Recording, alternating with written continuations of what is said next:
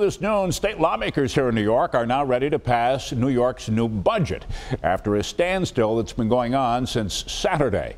The budget is expected to pass by the end of this week now. Late last night, senators voted on budget bills, and today the Assembly is expected to do the same as the clock keeps on ticking.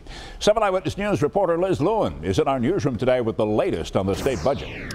Yeah, well, Keith, 4 days later, negotiations are still ongoing. I spoke to both senators, Tim Kennedy and Chris Jacobs, this morning. Now, both senators agree that while 2/3 of the budget has been voted on, New Yorkers deserve a much better, more effective process. Now, senators did reconvene at around 10 o'clock this morning with intentions, as you said, to pass the long-awaited budget, one that includes provisions both senators say Western New Yorkers will directly benefit from, like an expansion of ride-sharing in upstate New York, funding for the Buffalo Billion 2, expanded child care tax credits to help low-income families, and funding for water infrastructure and education. Now, while the clock does continue to tick, Kennedy and Jacobs agree moving forward, changes need to be made for the benefit of taxpayers.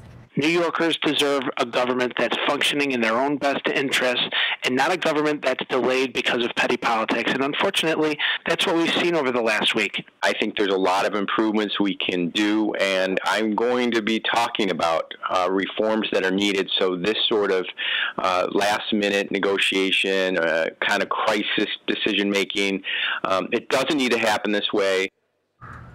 Kennedy tells me the hope is to close things out by the end of the day. But again, 3 bills still have to be printed before the Assembly can take over and start deliberations. Now, tonight at 7 Eyewitness News at 5 and 6, our Ali Tui will bring you continued coverage of state budget negotiations, and we'll bring you the latest coming up tonight. For now, we are live in the newsroom. Liz Lewin, 7 Eyewitness News. All right, thanks for the update, Liz.